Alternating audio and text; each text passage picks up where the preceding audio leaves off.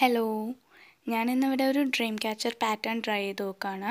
അപ്പോൾ അതിന് വേണ്ടി ഒരു നോർമൽ ബാംഗിൾ സൈസുള്ള ഒരു റിങ് എടുത്തിട്ടുണ്ട്. പിന്നെ അതിൻ്റെ കൂടെ ഒരു എംബ്രോയ്ഡറി ത്രെഡാണ് എടുത്തേക്കുന്നത്. ഈ എംബ്രോയ്ഡറി ത്രെഡ് നമ്മുടെ ബാംഗിളിന് ചുറ്റും നല്ല ടൈറ്റായിട്ട് തന്നെ കെട്ടിക്കൊടുക്കുക. അത് അഴിഞ്ഞു പോകാത്ത രീതിയിൽ തന്നെ കെട്ടിക്കൊടുക്കണം.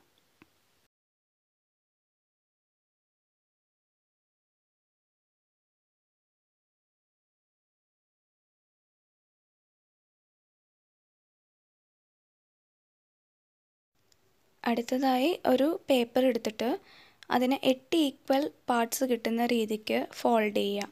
എന്നിട്ട് അതിൻ്റെ മുകളിൽ ബാംഗിൾ വെച്ച് നമുക്ക് ആ പോയിൻറ്റ്സ് മാർക്ക് ചെയ്തെടുക്കാം.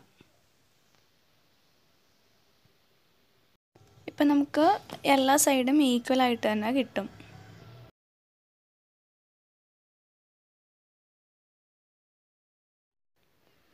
ഇനി നമുക്ക് ഏതെങ്കിലും ഒരു പോയിൻ്റ് എടുത്തിട്ട് അവിടെ നല്ല ടൈറ്റായിട്ട് കെട്ടിക്കൊടുക്കാം. അതായിരിക്കണം നമ്മുടെ ഫസ്റ്റ് പോയിൻ്റായിട്ട് എടുക്കേണ്ടത്.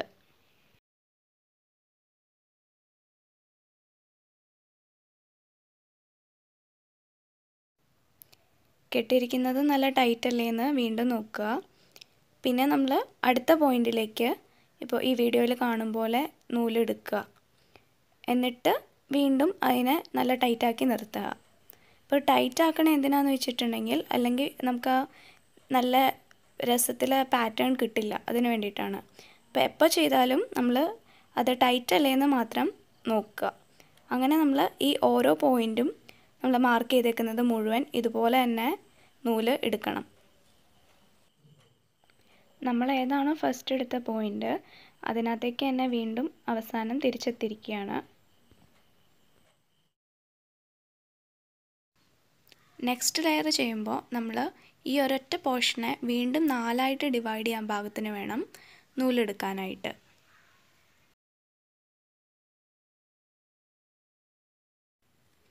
ഇങ്ങനെ ചെയ്യുമ്പോൾ നമ്മുടെ ആ 4 പോർഷനും ഏകദേശം ഈക്വലായിട്ട് വരാൻ നോക്കണം. അതിനുവേണ്ടി നമുക്ക് 4ഉം ചെയ്ത് കഴിഞ്ഞ് ജസ്റ്റ് ആ സൂചി വെച്ച് ഒന്ന് ലെങ്ത് അഡ്ജസ്റ്റ് ചെയ്ത് കൊടുത്താൽ മതി.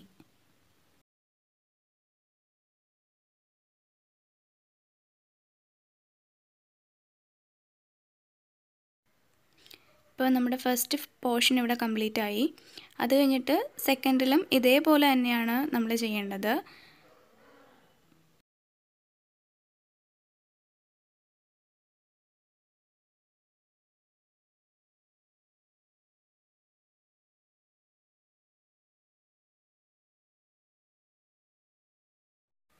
അങ്ങനെ എത്ര എണ്ണം ഉണ്ടോ അത് മുഴുവൻ ഈ സെയിം പാറ്റേൺ തന്നെ യൂസ് ചെയ്ത് കംപ്ലീറ്റ് ആക്കുക.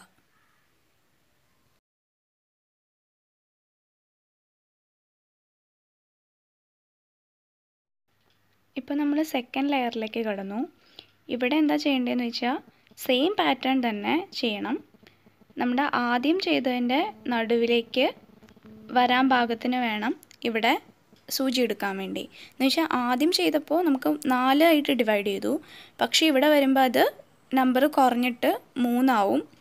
ഇനി ഈ ഒരു ലെയർ ഫുൾ കംപ്ലീറ്റ് ചെയ്ത് കഴിയുമ്പോൾ 2 ആവും. അങ്ങനെ കുറഞ്ഞു വരുന്ന രീതിക്ക് വേണം നമ്മുടെ പാറ്റേൺ വരാൻ.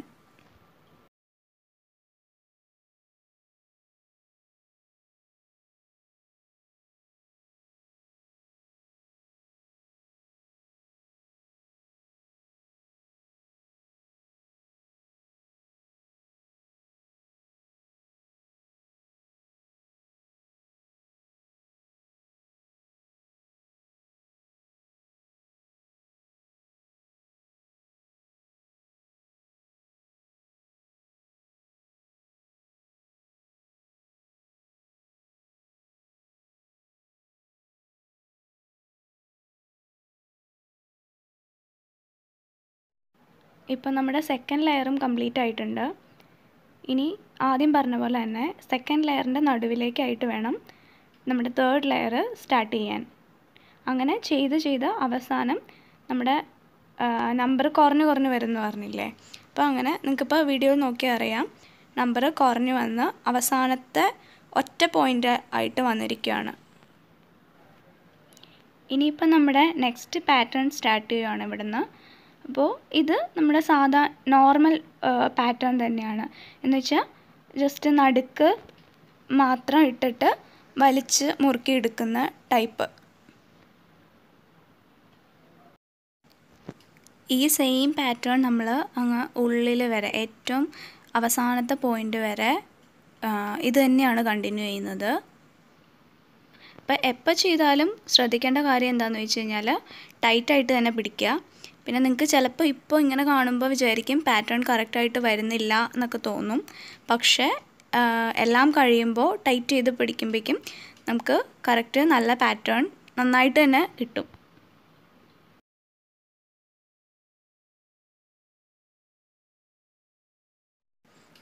അറ്റ് ലാസ്റ്റ് ഇതിൻ്റെ ഏറ്റവും നടുക്ക് നമ്മൾ ഒരു ബീഡ് ഇട്ട് കൊടുത്തിട്ടാണ് ടൈറ്റ് ചെയ്യുന്നത്.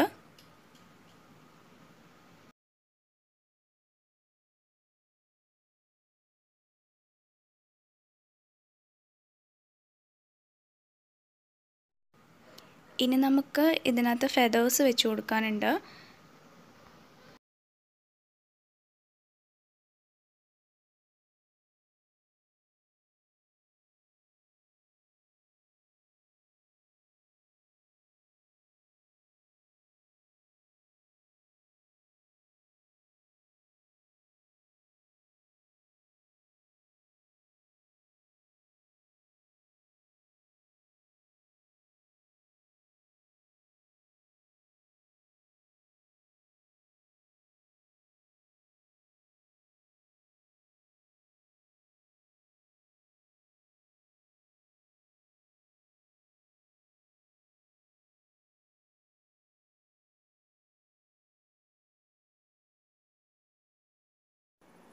ഫൈനലി നമ്മുടെ ഡ്രീം ക്യാച്ചർ ഇവിടെ റെഡി ആയിട്ടുണ്ട്.